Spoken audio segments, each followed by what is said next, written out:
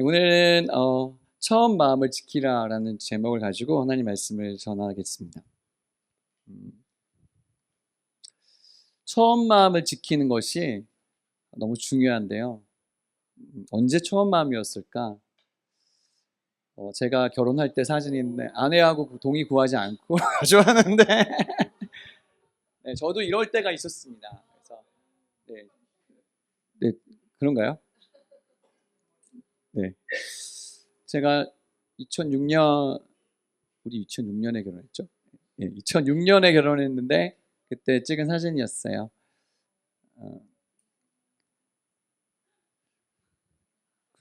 이때 이제 주례자가 신랑은 당신의 아내를 맞아서 부하든지 가난하든지 건강하든지 병들든지 역경에 처하든지 순경에 처하든지 아내를 사랑하고 존중히 여기며 끝까지 함께 하겠습니까? 그러면 이제 네 이렇게 이제 했던 그 처음 마음 있잖아요. 가정을 이루었을 때 남편으로서의 처음 마음.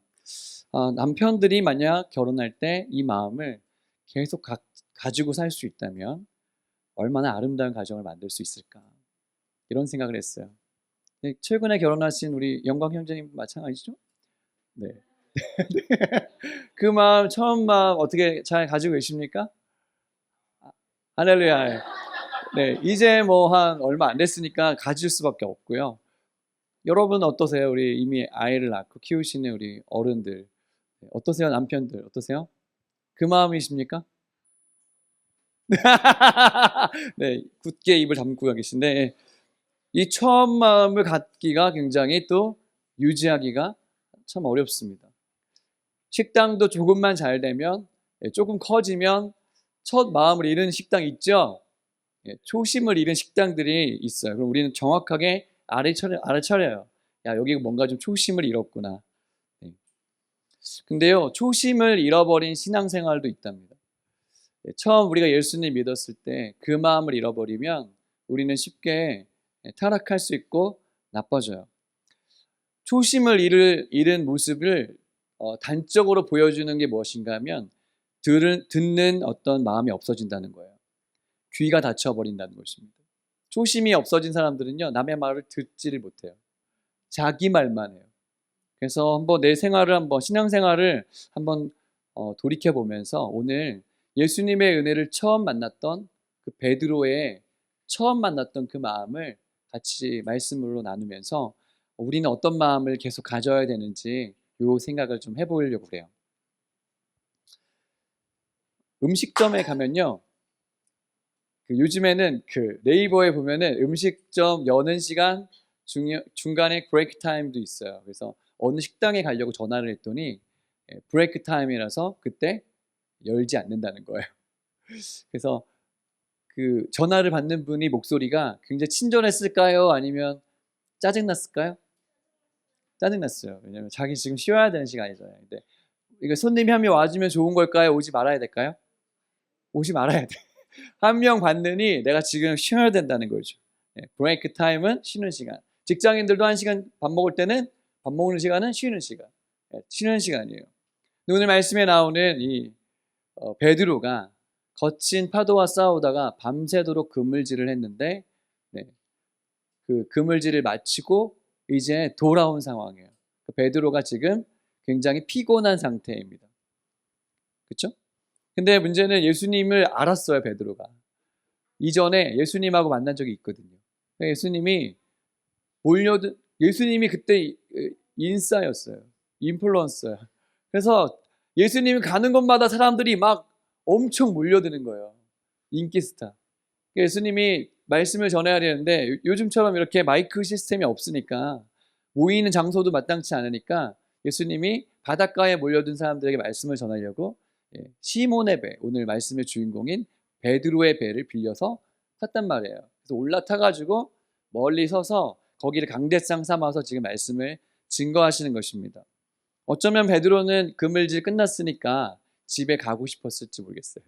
이제 난 좀 쉬어야겠다 이런 생각일 수도 있었는데 그 전에 예수님께서 베드로의 집에 오셔가지고 베드로의 장모님이 아프신 열병을 앓고 있었던 그거를 고쳐주셨기 때문에 고마운 마음도 너무 컸고 또 예수님이 내 배를 빌리셨기 때문에 조금 있어 봐야겠다. 이런 생각을 가지고 지금 배도 고프고 졸리기도 하고 집에 빨리 가고 싶은 그 마음을 이기고 말씀을 듣고 있습니다. 그냥 열심히 듣는 맨 앞에 있는 사람이 아니라 어쩌면 저 뒤에 앉아서 조금 빨리 끝나면 집에 가야지 이런 마음으로 아마 있었는지 모르겠어요. 근데 조금 지나니까 예수님 말씀이 너무 좋은 거예요. 예수님 말씀이 너무 은혜스러워서 내가 지금 피곤한지도 모르고 열심히 말씀에 빠져들어갔습니다. 그렇게 예배가 마쳤어요. 사람들을 다 집에 보냈습니다. 이제 사람들은 더 이상 예수님 근처에 있지 않아요. 근데 예수님께서 이제 예배를 마쳤으니까 나도 이제 집에 가야지 하고 이제 베드로가 마음 먹고 있었는데 예수님께서 이렇게 말씀하시는 거예요. 4절 말씀이에요. 같이 읽어볼게요. 시작. 말씀을 마치시고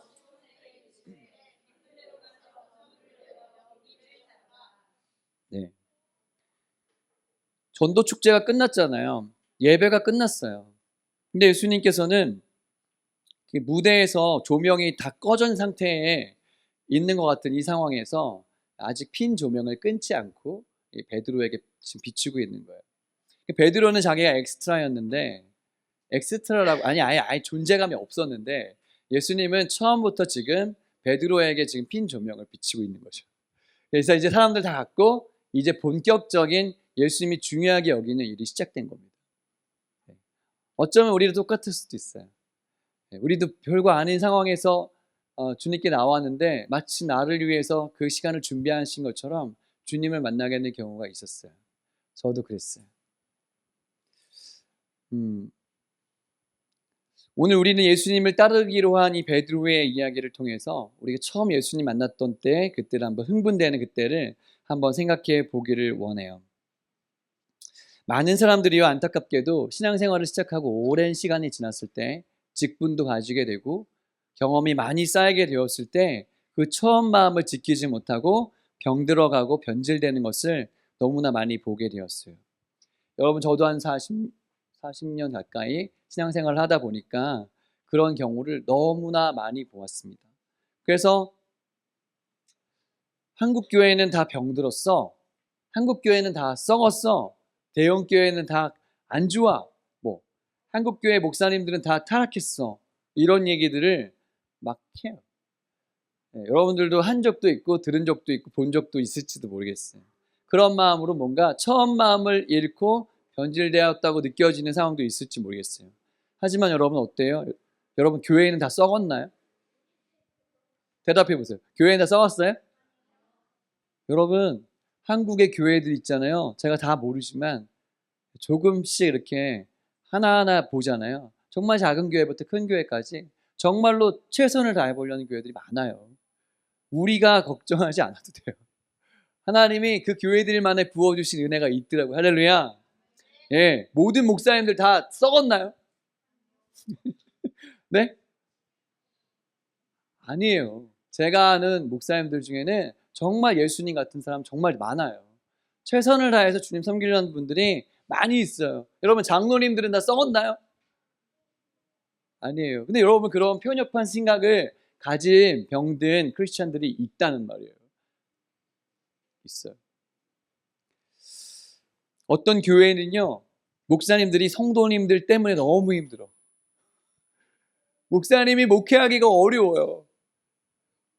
우리 교회는 너무 아닌데 너무 행복한 교회인데 어떤 교회는요 3년마다 목사님들 투표해요. 이 목사님 계속 목회해야겠는가.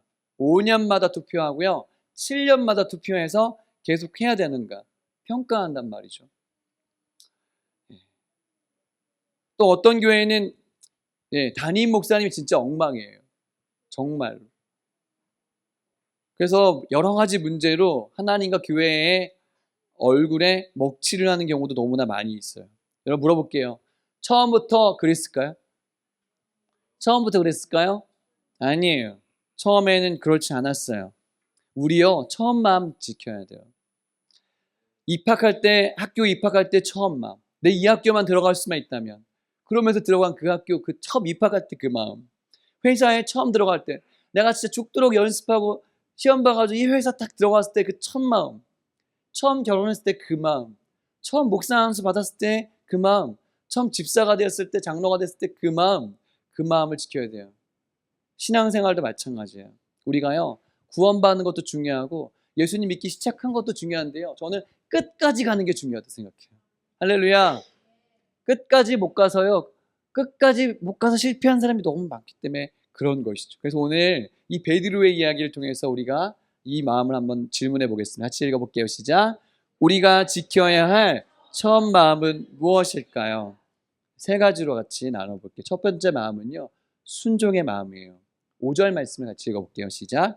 시몬이 대답하여 이르되 선생님, 우리들이 밤이 새도록 수고하였을 때 잡은 것이 없지만은,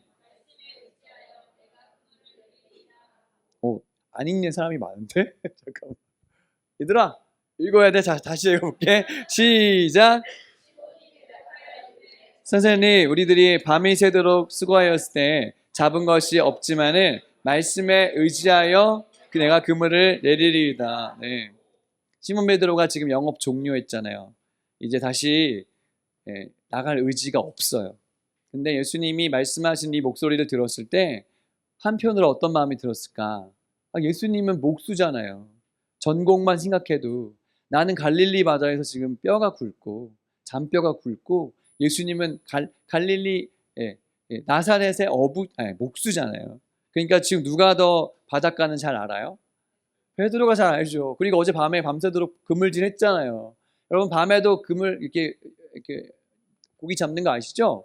제가 동해안에서 근무할 때, 군대에 있을 때 이렇게 가끔 이렇게 파견을 나가면 동해 바다를 보면서 밤새 이렇게 보초를 서야 될 때가 많았는데, 그러면은 새벽 2시, 3시 이럴 때 있잖아요. 그 오징어 배가 쫙 떠가지고 밝게 이렇게 바다에 딱 떠 있어요. 그럼 밤새 이렇게 잡는단 말이죠. 그렇게 베드로가 밤새도록 고기를 잡았는데 오늘 보니까 빈 배였어, 빈 배. 못 잡았단 말이에요. 근데 다시 나가고 싶을까요? 안 나가고 싶을까요? 오늘 안 나가고 싶어요. 근데 너무나 놀랍게도 베드로의 마음이 지금 굉장히 푹신푹신하고 굉장히 부드럽다는 것이죠. 그는 자신의 사전 경험을 뒤로하고 오늘 말씀에 의지하기로, 순종하기로.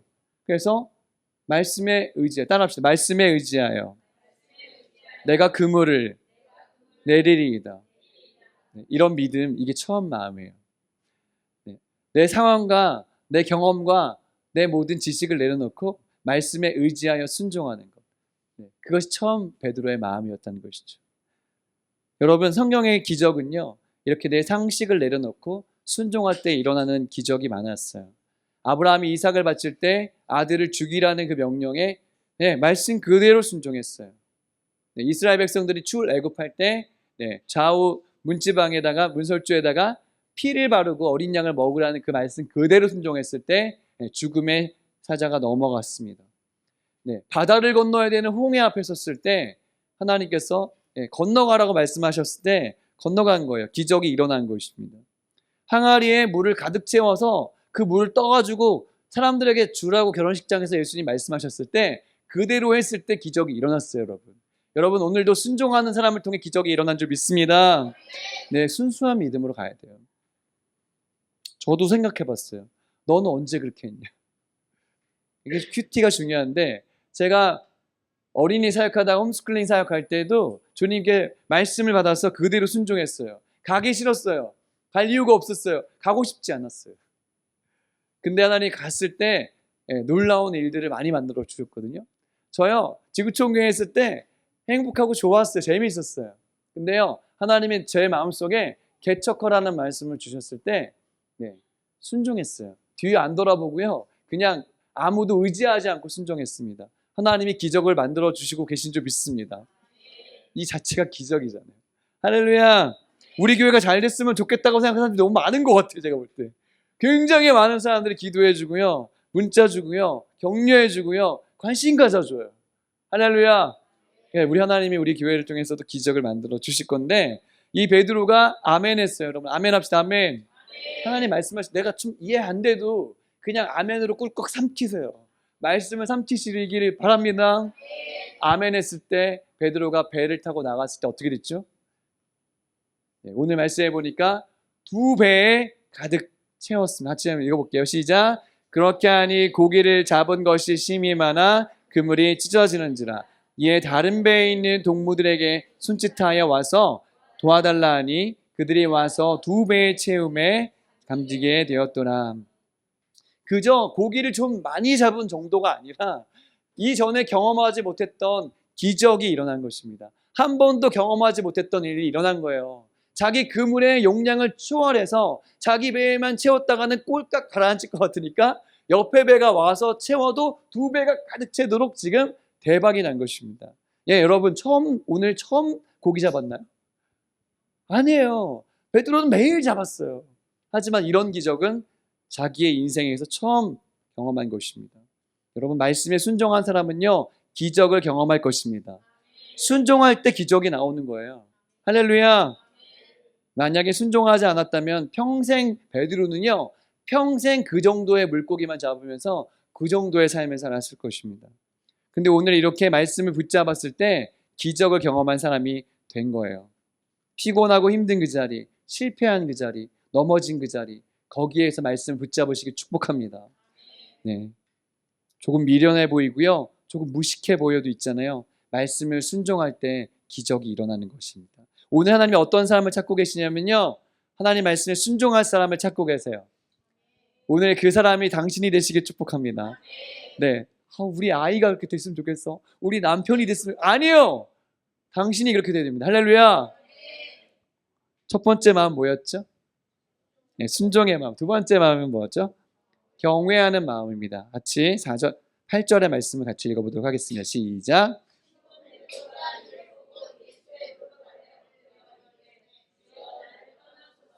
나는 죄인이로소이다 하니. 네. 말씀을 자세히 읽어보면 말씀이 좀 앞뒤가 안 맞아요. 오늘 배에 가득한 물고기를 잡고 난 베드로의 심정은 어때야 되죠? 예, 여러분이 그냥 물고기니까 별로 실감이 안 나나 본데 예, 10만 원 벌던 사람이 오늘 1,000만 원 벌었어요. 그러면 어떤 마음이 들어야 되죠? 대박 난 거 아니에요? 오늘 뭐 먹고 싶은 거 다 먹어도 되고 내가 사고 싶은 거 살 수 있는 거 아니에요? 그죠? 바닷가에 물고기 잡은 거 이거 뭐 세금 뭐 내고 이런 것도 아니잖아요. 오늘 대박 났어요. 네. 베드로 심정 어떻다? 네, 지금 남의 얘기라고 너무 지금 관심이 없으신 것 같은데, 네, 지금 1,000만 원, 네, 베드로의 얼굴로 한번 옆 사람 쳐다보세요. 어떤 얼굴이어야 되는지. 네, 네, 놀라야 돼. 진짜 너무 좋아야 돼, 지금. 네, 교회에 왔는데도 이렇게 이런 마음이어야 돼. 이렇게. 할렐루야. 막 원래는 한박 웃음을 지으면서 막 예수님 정말 오늘 대박 났어요. 그러면서 막 달려가서 예수님한테 포옹을 하면서 하이파이브를 날리면서 예수님을 막 스승으로 모시겠다고 하면서 막 예? 그렇게 해야 되잖아요.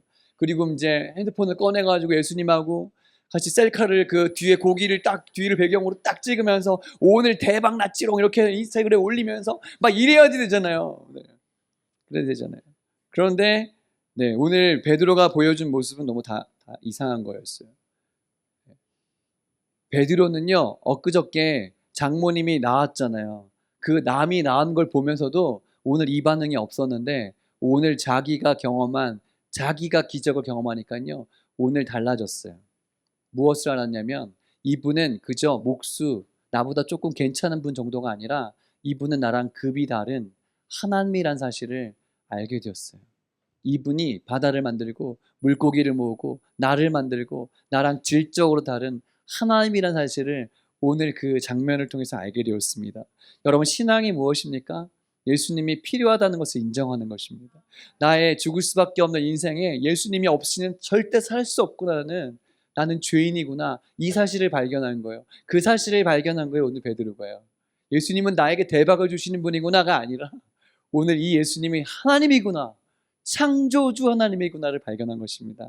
할렐루야. 여러분, 근데요, 그러면 우리의 마음속에 두려움이 오는 거예요. 죄로 찌들어버린 나는 이렇게 부족한데 예수님이 하나님이시니까 그 앞에 서기가 어려운 것입니다. 지금 나랑 대화했고 어제도 만났고 오늘도 만난 그 예수님이 완전히 다르게 보이는 거예요. 그 예수님 앞에 오늘 무릎을 꿇어버린 것입니다. 그게 바로 두려운 마음이고 경외하는 마음이에요. 여러분, 우리가 예수님 만날 때요, 처음 마음은 그래야 돼요. 그게 먼저 있어야 돼요. 내가 모태신앙이건 4, 5대 예수를 믿었건 엄마 아빠가 엄마 아빠가 장로님이건 목사님이건 상관없이 여러분 언제나 우리는 한 번은 예수님이 하나님이라는 것 때문에 경외심 때문에 엎드려야 돼요. 눈물을 흘려야 돼요. 그리고 나 그 앞에 설 수 없다는 경외하는 마음이 들어야 돼요. 나는 뼛속까지 죄인이구나. 근데 저분은 너무나 나랑 다른 분이구나. 그것을 느껴야 되는 것이죠.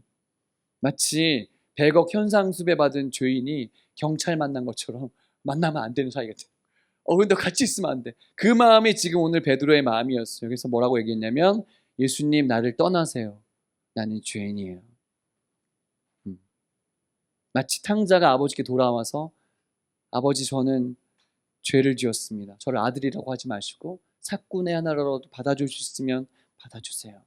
오늘 예수님이 가장 기대했던 오늘 이 모든 장면을 통해서 예수님이 가장 보고 싶었던 가장 하이라이트 하고 싶었던 장면은 바로 이 베드로가 예수님의 무릎 앞에 엎드려서 나는 죄인입니다 하는 모습 그 장면이에요.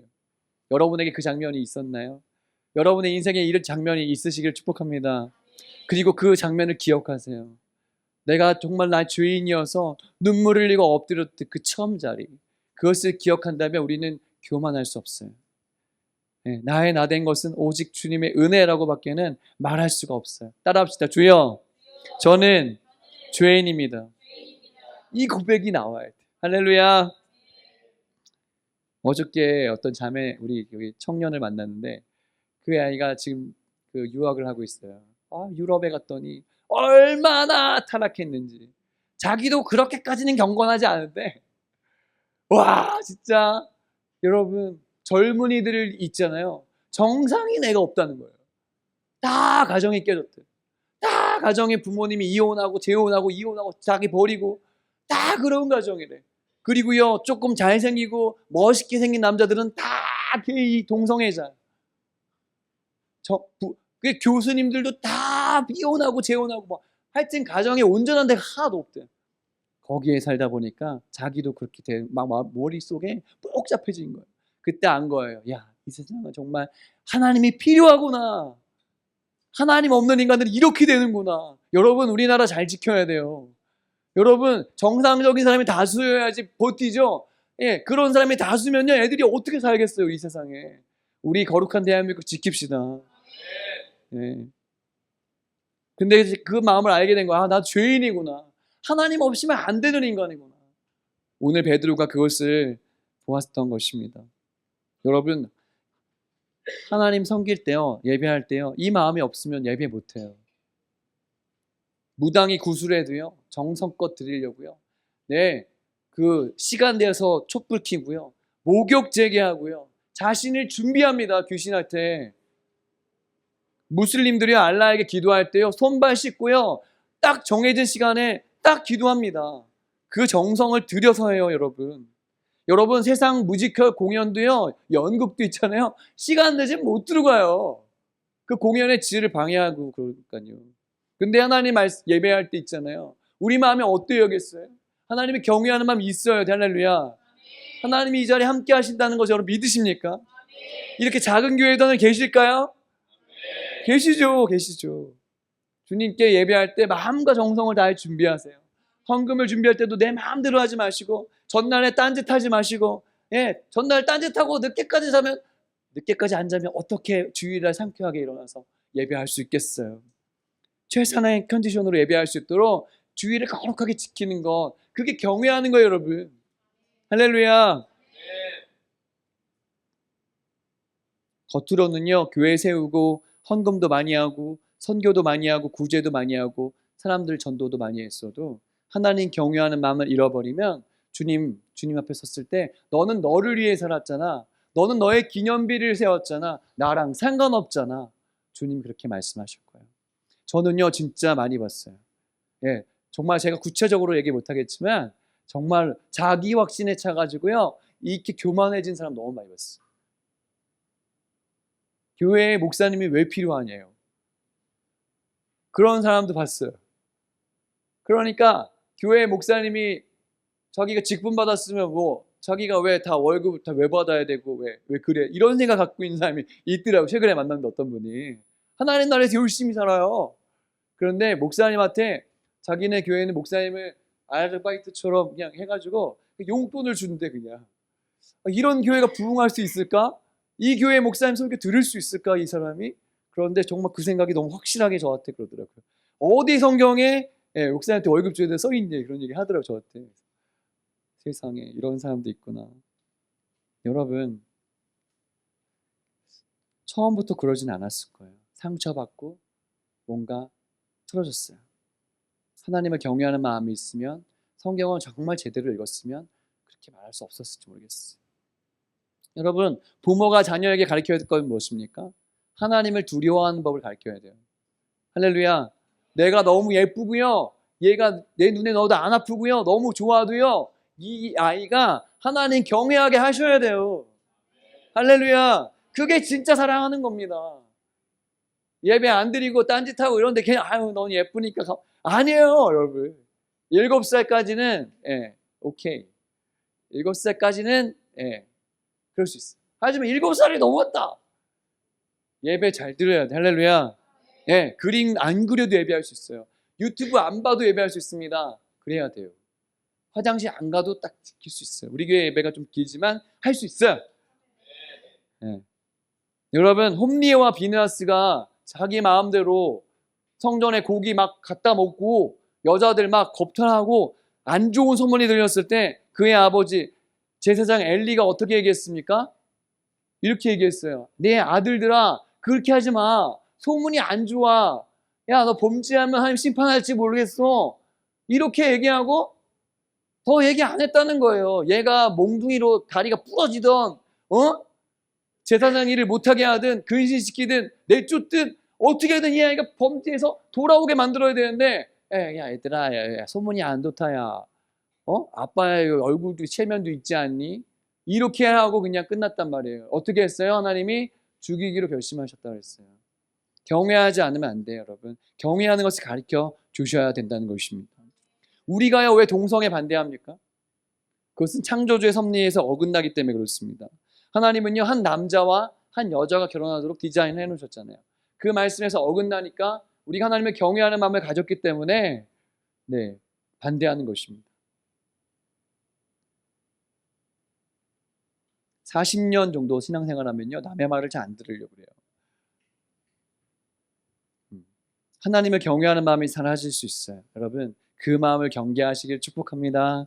저는 우리의 마음이 처음 믿을 때 그 마음하고 주님 나라 갈 때 그 마음이 늘 하나님을 경외하는 마음 때문에 경건하고 또 겸손해지기를 원합니다. 다윗이 어떻게 쓰임받았습니까? 왜 끝까지 쓰임받았습니까? 그는 끝까지 귀가 열린 사람이었어요. 이세의 막내 아들로 목동일을 할 때부터 왕이 되어서 끝까지 왕의 일을 끝낼 때까지도 그는 귀가 열린 사람이었습니다. 그는 겸손한 사람이었어요. 그래서 하나님은 그를 쓰신 거예요. 사무엘하 보니까 주께서 곤고한 백성은 구원하시고 교만한 사람은 살피사 낮추신다 그랬어요. 여러분 교만한 마음을 경계하시길 축복합니다. 할렐루야. 어거스틴이 제자들이 와서 어거스틴에게 물었어요. 스승님 그리스도인의 최고의 덕은 무엇입니까? 그랬더니 이렇게 얘기했습니다. 기독교의 첫 번째 덕은 겸손이야. 두 번째 덕도 겸손이야. 세 번째 덕도 겸손이야. 여러분 겸손한 마음이 내게 사라졌다면 지금 뭔가 잘못된 거예요. 하나님을 경외하는 마음이 없어진 것입니다. 여러분과 제 마음속에 겸손한 마음이 늘 있기를 축복합니다. 그러면 이렇게 물었어요. 교만이 무엇이에요? 라고 물었더니 나는 지극히 겸손하다고 생각하는 거야. 내가 지금 겸손하다고 생각하고 있다면 지금 교만한 거예요. 나는 늘 부족해요. 나는 늘 지금 하나님의 은혜가 필요해요. 그 마음이 여러분과 저의 마음이 되시길 축복합니다. 두 번째 마음 뭐였죠? 첫 번째 마음 뭐였죠? 순종, 그 다음에 경외. 세 번째 마음은 제자의 마음이에요. 10절 하반절부터 한번 읽어볼게요. 시작. 예수께서 시몬에게 이르시되 무서워하지 말라. 이제후로는 네가 사람을 취하리라 하시니 그들이 배들을 육지에 대고 모든 것을 버려두고 예수를 따르니라. 예수님이 그 엎드려서 저를 떠나세요 하는 그 베드로한테 야 잘됐다 너 지금 사는 동안에 30년 동안 너 전에 왜 그랬어? 왜 남의 거 띄어먹었어? 왜 나한테 왜 거짓말했어? 막 죄를 지적하면서 막 리스트 작성하시고 너 이제 회개에 막 눈물 흘려! 막 그러고 막 그 정죄했을까요? 그렇지 않았어요. 예수님이 어떻게 했냐면, 베드로 시몬에게 무서워하지 마. 무서워하지 마. 사랑으로 그를 받아주셨어요. 우리가요, 하나님께 엎드려서 죄를 회개할 때 주님 우리를 받아주세요. 할렐루야. 그리고 소명을 주셨어요. 그의 가슴 속에 한 번도 해보지 못한 새로운 소명을 주셨습니다. 뭐예요? 너는 지금까지 물고기를 낚았지만 앞으로는 사람을 낚는 사람이 될 거야. 사람을 낚는 어부가 될 거야. 할렐루야. 여러분 생각해 보세요. 결혼도 했어요. 장모님이 있었잖아요. 지금 갈릴리 어부로서 열심히 살고 있었습니다. 장모님도 있고 아내도 있어요. 자, 이 사람을 낚는 어부 되는 거 결정하기 쉬웠을까요? 이 말 정말 해피한 얘기일까요, 지금? 굉장히 일대 혁명이에요. 이 사람의 삶을 완전히 뒤바꾸는 과학혁명의 구조에 나오는 이 패러다임 시프트, 완전 자기가 생각해 보지 못했던 새로운 세상에 대해서 주님 말씀해 주고 계신 거예요. 근데 이 말씀대로 되었잖아요. 베드로가 그의 인생이 완전히 뒤바뀌어서 베드로는요, 초대교회에서 가장 뛰어난 지도자가 되었고요. 예루살렘 교회 메갈처치의 수장이 되었고, 또 지금도 카톨릭은 첫 번째 교황을 누구라고 생각합니까? 베드로라고 생각합니다. 그리고 여러분 놀라지 마세요. 우리가 주님 앞에 보좌 앞에 섰을 때 예수님 바로 옆에 있는 보좌 바로 옆에 앉은 사람이 누구예요? 베드로예요. 가장 아무것도 아닌 그 베드로. 만약 어부로 살았다면 이름도 없어, 아무것도 없어. 근데 베드로가요, 사람 낚는 어부가 되니까요, 지금 우리가 천국 가면요, 가장 높은 곳에 반짝반짝 빛나는 거기에 영광스럽게 앉아있는 존재가 된 것입니다. 할렐루야. 네. 서양 이름도 피터가 엄청 많잖아요.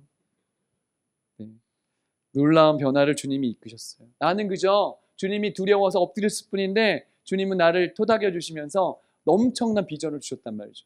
제자가 되는 비전을 주셨다 이것입니다. 그래서 이 베드로가요, 모든 것을 버려두고 예수님을 따랐다고 되어 있습니다. 그렇죠? 따라합시다. 모든 것을 버려두고 예수를 따르니라. 여러분, 내가 가지고 있었던 지식, 내가 갖고 있던 경험 다 버리고, 배도 버리고 예수님 따르기를 결심하는 거예요. 여러분, 예수님의 제자 되기 원하십니까? 세상 반 걸치고 예수님도 걸치고 걸리기만 해봐라. 그냥 걸리는 곳이 있어야 이러지 마시고 주님께 완전히 올인해서 주님이 모든 것입니다. 에브리띵입니다. 나는 nothing입니다. 그렇게 고백하는 저와 여러분의 생애가 되시기를 축복합니다. 간혹 어떤 분들이 저한테 하는 말은 아닌데 이런 말을 종종 하시더라고요. 목사님이 신앙만 하시고 전도사님만 하시고 목사만 하셔가지고 세상 물정 하나도 모르시는 것 같은데 세상은 그렇게 만만한 곳이 아닙니다. 제가 물어보고 싶어요. 목사 돼보시고 전도사 돼보시고 얘기하시고 목사 되고 전도사 되는 거요? 그렇게 만만한 거 아니에요. 공부하고 그렇게 하는 거 쉽지 않아요. 여러분, 의사들 제가 볼 때도 참 의사가 하는 일이 별로 없는 것 같아요. 앉으라고 하고 목 한번 보고 귀 한번 보고 약 지어줘 끝. 나도 할 수 있을 것 같아. 한 이틀만 앉아가지고 좀 보면은 비슷하게 할 수 있을 것 같아요. 근데 왜 의사에게 자격을 부여하죠? 그 과정을 다 알고 진짜 알기 때문에 그런 거예요. 목사들이요 그냥 비슷하잖아요. 되게 연약하잖아요. 하지만 영적으로는요 보는 눈을 주신 거야 하나님이. 이 사람 지금 병들었구나. 이 사람은 지금 건강하지 않구나. 이렇게 살면 지옥 가겠구나. 다 알아요. 대놓고 얘기 안 하는 거예요. 이 가정은 지금 병들었구나. 변화가 필요하구나. 다 알아요. 하나님 그런 눈을 주시고 기도하게 하세요. 왜 그런 말을 함부로 하는지 사실 모르겠어요. 저는요. 베드로가 배도 열심히 가지고 있고 고기도 계속 열심히 잡으면서 예수님도 따랐으면 좋았을까요? 이것도 하고 저것도 했으면 좋았을까요? 아니에요. 완벽하게 버리고 예수님께 올인했기 때문에 그의 인생이 아름다워진 것입니다. 할렐루야. 여러분, 제자가 되려고 할 때 이것저것 재지 마세요. 주님은 우리를 잘 아시잖아요. 우리가 올인해도요, 그 예수님 안에 거기 다 있는 거예요, 거기에. 내가 버린 거 거기 다 있다니까요. 더 좋은 게 거기 있어요. 내가 잡고 있던 거 놓으세요. 할렐루야. 주님이 우리의 삶에 놀라운 계획을 갖고 계십니다. 내가 계획하고 내가 고민하는 것보다 더 놀라운 큰 계획을 갖고 계세요. 그러니까 주님의 계획 앞에 순종합시다. 그게 처음 마음이에요. 베드로가 처음 마음, 내가 다 버리고 주님 쫓았던 그 마음 끝까지 유지했기 때문에 끝까지 쓰임받은 것입니다. 오늘 우리가 기억해야 될 세 가지 마음 무엇이죠? 첫 번째, 순종하는 마음. 두 번째요, 경외하는 마음. 세 번째요, 제자가 되는 그 마음이에요. 저는요, 우리 교회가 어려움에서 어려움 속에 개척했잖아요. 예? 근데 이 처음 마음을 기억하기 원합니다. 네, 말씀에 순종해서 개척했잖아요, 우리요. 그리고 시작한 이 모든 처음부터 은혜가, 하나님의 은혜가 있었던 것 기억합시다. 우리가요, 하나님의 은혜와 임재에만 압도되어서 이 환경이 중요하지 않은 이상은 기억합시다. 할렐루야. 그래서 좀 답답하고 덥고 좁고 힘들어도 끝까지 조건과 상관없이 우리와 함께 하시는 그 은혜를 주님의 제자로 드려지는 그런 교회 여러분의 삶 되시기를 예수님의 이름으로 축복합니다.